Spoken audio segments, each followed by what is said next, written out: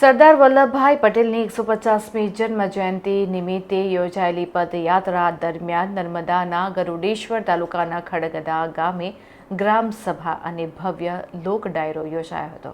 વડાપ્રધાન નરેન્દ્રભાઈ મોદીના માર્ગદર્શન હેઠળ વિરાટ પ્રતિમાનું નિર્માણ થકી સરદારને સાચી શ્રદ્ધાંજલિ અર્પણ કરવામાં આવી છે. પ્રતિમાના નિર્માણ વખતે દેશના ખૂણે ખૂણામાંથી લોખંડ એકત્રિત થયું હતું. ત્યારે પોતાના વિસ્તારમાં આવેલા 140 ગામમાં જઈ આ બહુમૂલ્ય યોગદાન એકત્રિત કરવાની તક મેળવી મારા જીવનનો યાદગાર ક્ષણ બની રહ્યો હતો, તેમ જશુભાઈ રાઠવાએ જણાવ્યું હતું. નાંદોદના ધારાસભ્ય ડોક્ટર દર્શાબેન દેશમુખે જણાવ્યું હતું કે વડાપ્રધાન નરેન્દ્રભાઈ મોદીના દૂરંદેશી નેતૃત્વ હેઠળ નિર્માણ પામેલી આ વિરાટકાય પ્રતિમા આજે દેશ વિદેશના પ્રવાસીઓ માટે કેન્દ્રબિંદુ બન્યું છે. એકતાનગર ખાતે સ્થાનિકોને રોજગાર ઉપલબ્ધ કરાઈ છે, તો પર્યાવરણના અભિગમ સાથે સ્થાનિક આસપાસના ગામની બહેનો પિંક ઓટોના માધ્યમથી આવક વર્ધન કરી રહી છે.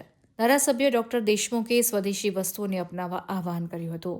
યુનિટી માર્ચ અંતર્ગત લોકગાયક પારુલ રાઠવા અને ગ્રુપ દ્વારા લોક ડાયરાનું આયોજન કરવામાં આવ્યું હતું, જેને સૌના મનને મોહી લીધું હતું અને સૌ ગરબાના તાલે ઝૂમી ઉઠ્યા હતા.